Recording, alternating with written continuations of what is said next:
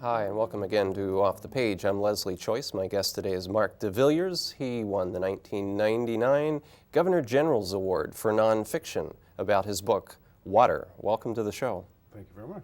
Well, let's dive right into the problem here, right into the ocean.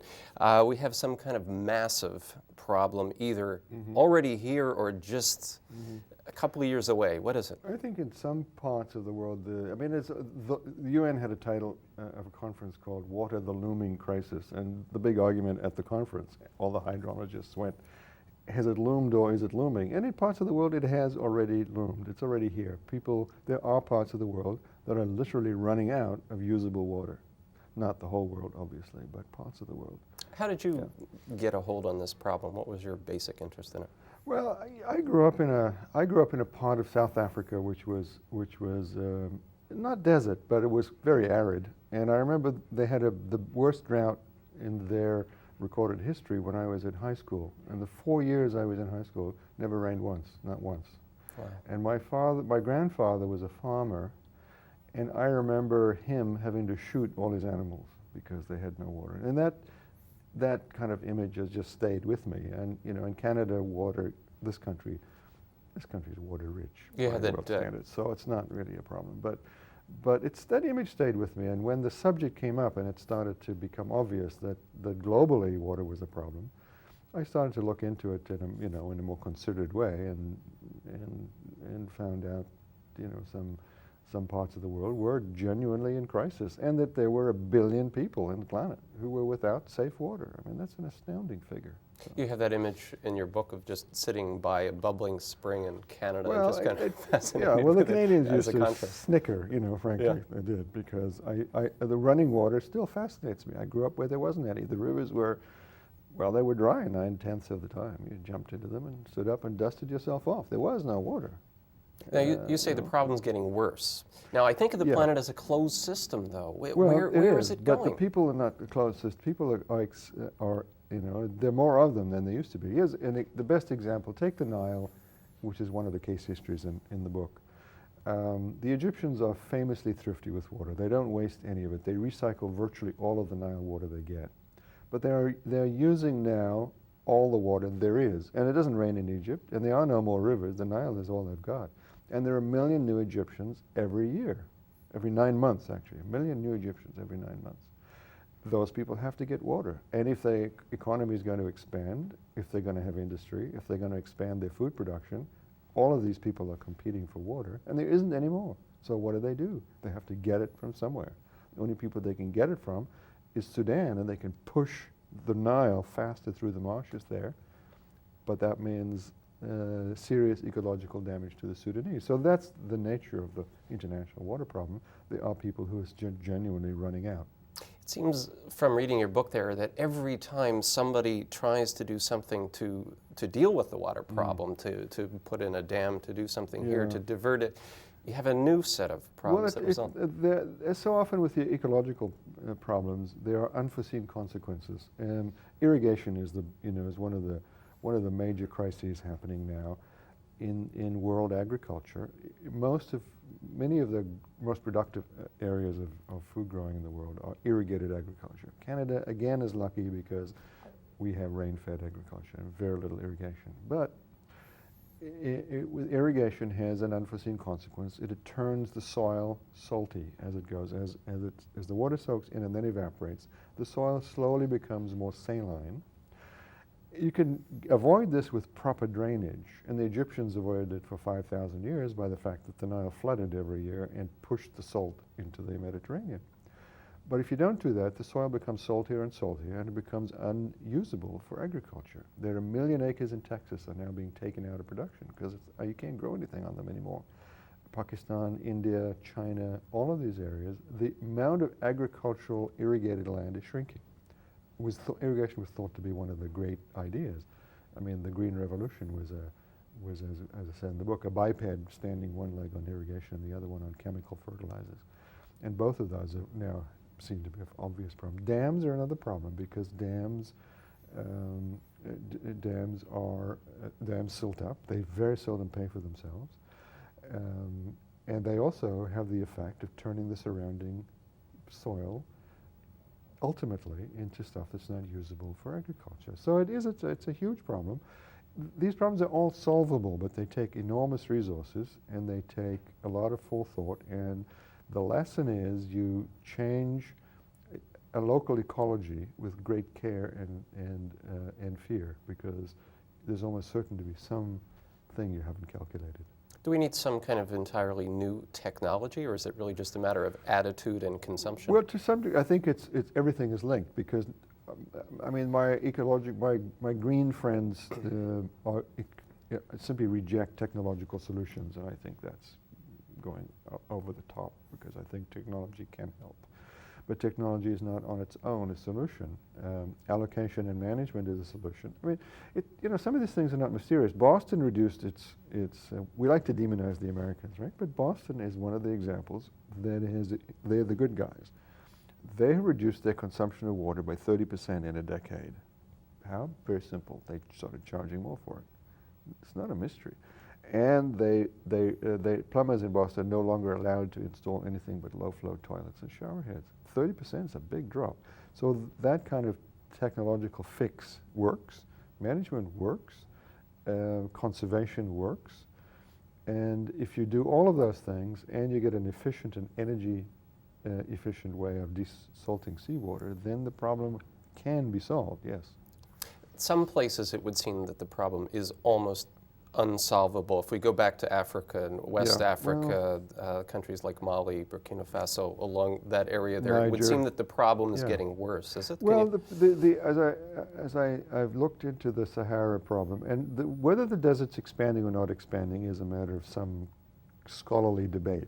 Nevertheless, it's certainly expanding southwards at the moment, and productive agricultural areas are being taken out of food production. And it's very hard to see how you reverse that. There simply isn't the money, there's not the commitment, and there's not the resources. And the other thing, there simply isn't the raw material, isn't enough water there. So where do you get it from? You either bring it in from somewhere else, but where? Or you manufacture it out of salt water on the spot, but most of these places are not on the ocean. So yeah, I would say they're parts of the planet in which you probably simply have to give up on agriculture because they're not fixable.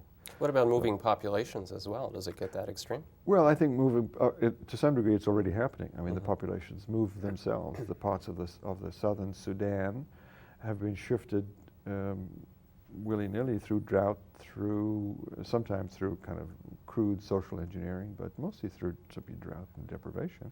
They've shifted to where agriculture is more viable. So those are problems that are adjustable on a small scale, but on a macro scale, they're probably not adjustable. The population is one of the big problems. I mean, population, there are too many people and using too small a resource. And if the water does find its way back into the system, but we're all kind of containers, right? Well, we carry the water with us, and our lifestyle carries more. It's like Archie Bunker once said of beer, you borrow it, you don't own it, and the same with water. Water always finds its way back to the ocean. I mean, you mentioned earlier that there's a finite supply, but there's no less water now than there was 1 million years ago, and there's no more. They're not making any more of the stuff, but it's all still here. You can't do anything with it. You simply, it cycles through, living creatures, and also cycles through the whole hydrological system, lakes, rivers, and so on. Eventually finds its way back to the sea, where it evaporates and falls again as rain, and that's the cycle. So there's enough water on the planet. I mean, the measure here is, they figure about 1,700 cubic meters per person per year is a satisfactory measure, which includes enough for sanitation, drinking, agriculture, industry, and so on. And there's way more than that fresh water in the world. There's enough for 8,000 cubic meters per person per year.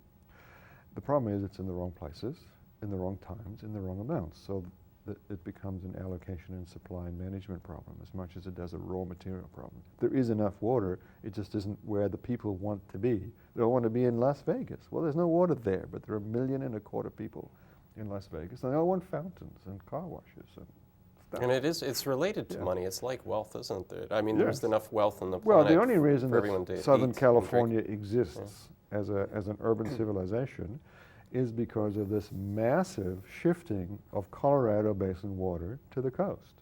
And it's the biggest engineering project ever undertaken by humankind. Literally trillions of gallons are flumed over mountain ranges and through tunnels and long aqueducts to feed Southern California. And it's all done it's heavily subsidized. The U.S. taxpayer has been picking up the tab for that. And now the Colorado River is fully allocated. There isn't any more. Well, what are they going to do?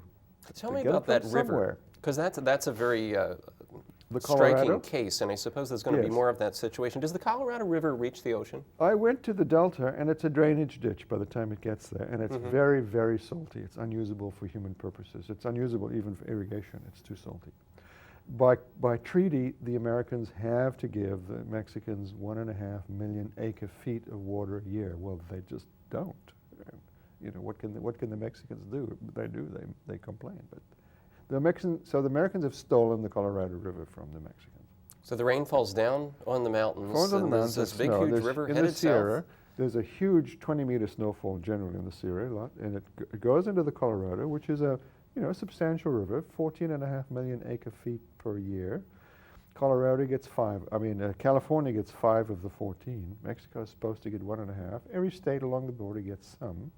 Arizona is in fact not using all of it, so they're pumping theirs into underground aquifers, which is an interesting storage technique. But the Colorado is now fully allocated, and the problem is that Las Vegas or Nevada has an allocation which it's never used because it's never needed it. Now they're wanting it, and the only place they can get it from is California. So there's a huge political fight going on. And of course, they're all turning their eyes north to guess where. Who has lots of water? Well, British Columbia does. British Columbia, they figure, has about the equivalent of 25 Colorado rivers, mostly pouring what the southern politicians see as uselessly into the ocean. We're extremely wealthy on that front, aren't we, in Canada? We are extremely wealthy, and the West Coast is where most of it actually usable water is, because the only market for Canadian water would be the Americans. Nobody else could afford to buy it. Should we be worried about that wealth, or very happy to have it, or do we need to protect it in some way? My take on it is that again, you have to be really careful of ecological consequences of shifting bulk transfer, of making bulk transfers of water, because nobody really knows what the consequences are. I would say any policy that includes a clause saying you can't shift. You can't move water unsustainably. That is, you can't take it out of a basin more than goes in an annual basis. I think is probably okay. This is probably a cautious case for saying certain amount of exporting water is okay. But I think you should charge very high prices for it, because why shouldn't you? They want it for, again, car washes and fountains, and there's no reason why we shouldn't stiff them for it. And this is going to be a legal and political battle in Canada. Should we be selling water, or should we not be selling water? I think it is. I think it's a short-term problem, because I think if you look at the economics of it, it'll cost about $4 a ton to transfer water from British Columbia to California, and you're already getting desalinated seawater at about $6 a ton. So if you get desalination in getting more efficient and using less energy, it's going to be a wash. And then there's no reason to import water anymore. So I wouldn't if I was an investor, if I had any money, I wouldn't put it into bulk transfers of water. I'd put it into desalination technology. Okay, we're going to take a short break right now. My guest today is Marq de Villiers. We're talking about his book, Water, and we'll be right back after this.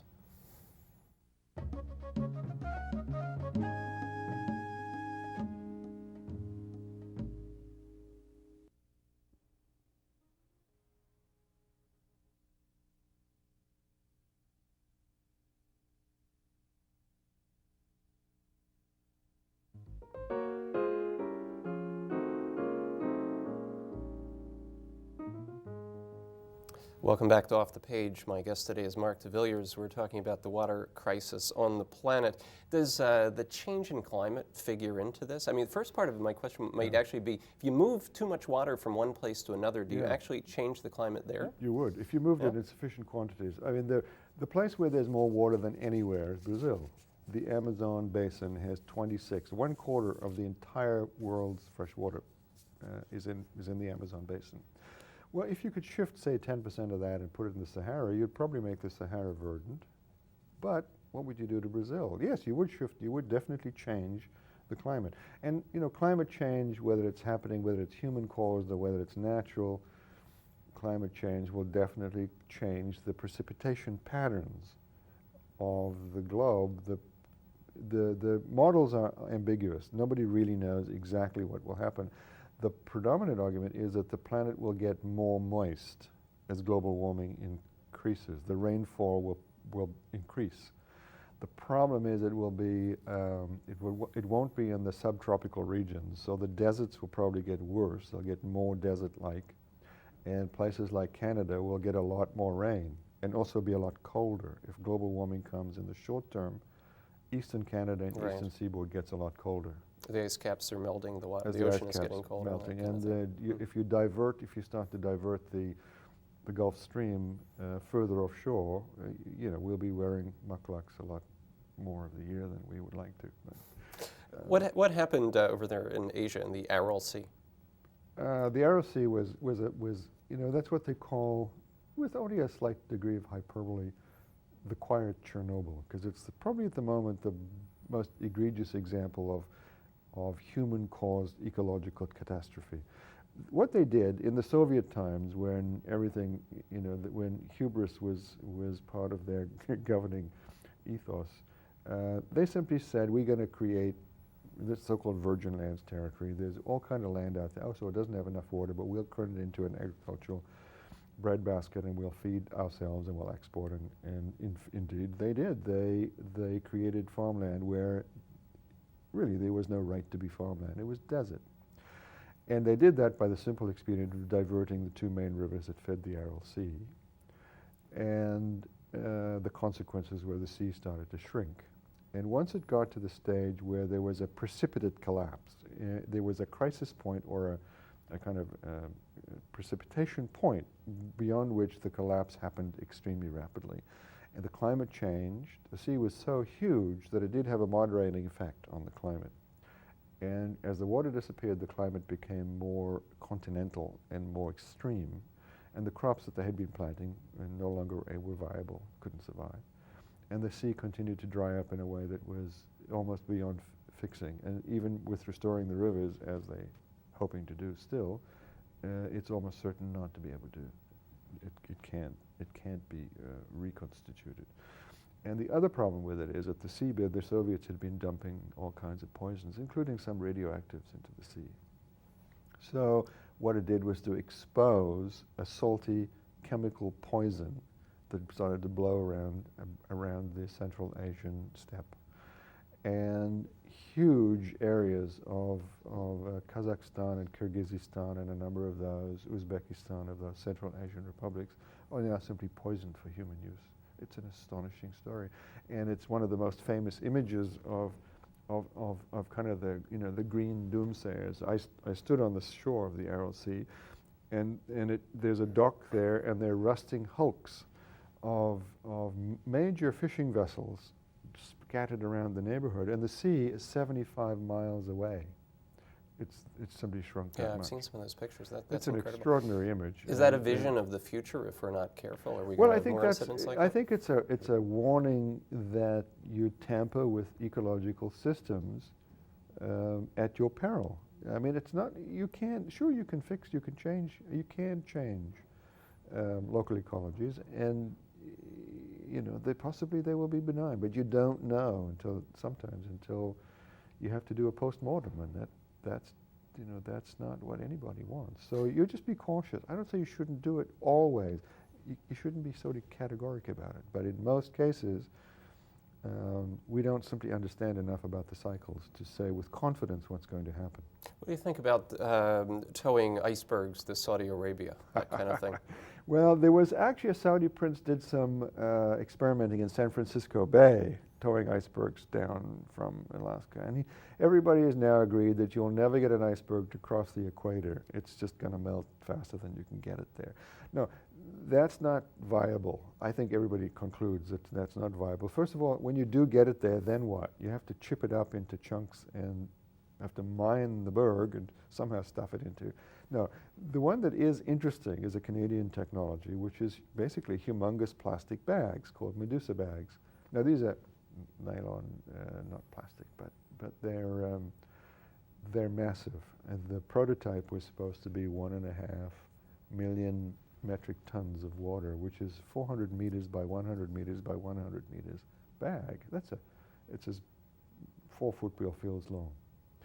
Well, they've never actually built one of these things yet, but they have built a prototype, and it's actually viable. You can move water in bulk on the ocean. The great advantage of these bags is that they're what the inventor calls cargo-supported vessels. In other words, there isn't any vessel there. So if you're in a storm, the wave motions simply roll through the vessel. Yeah. The wave action is continued through. So they're virtually impervious to storms. And then, of course, if they puncture by any chance, it's just water. They're not polluting anything. It's not like an oil leak. It's not like an oil leak. Of course, they are vulnerable to sabotage, because one harpoon would do it.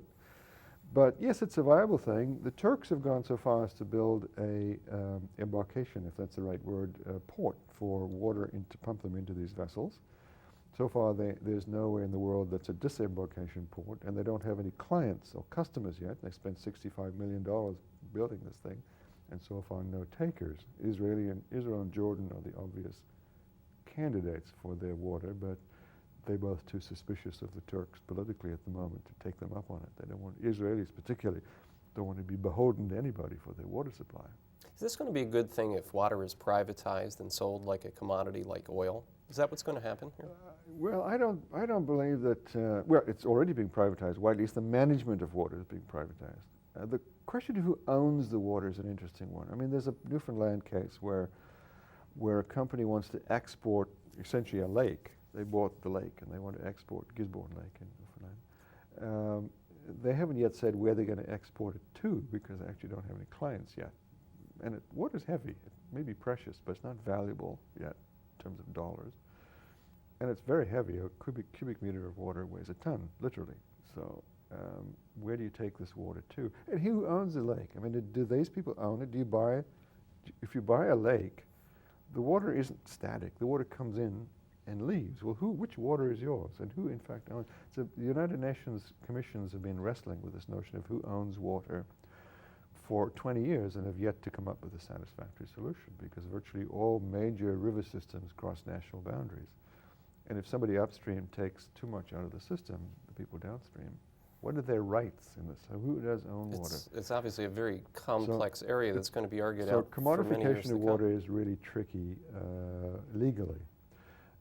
Whether there's a massive export business to be done, as I've said, I'm really skeptical. And I think Canadian policy should be to help other parts of the world, arid parts of the world, with conservation technology rather than encouraging their population increase by exporting vast amounts of water, which enables them to grow more farms and therefore to have more children and to go through that same cycle all over again. Okay, we're going to take one more quick short break, and we'll be right back after this.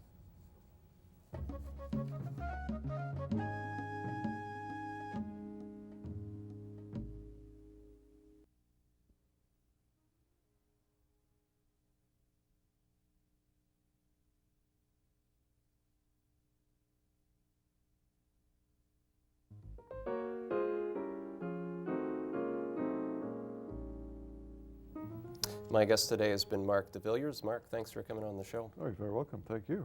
I think we've been enlightened a bit about this problem. And I thank you for watching Off the Page. I'll see you again next time.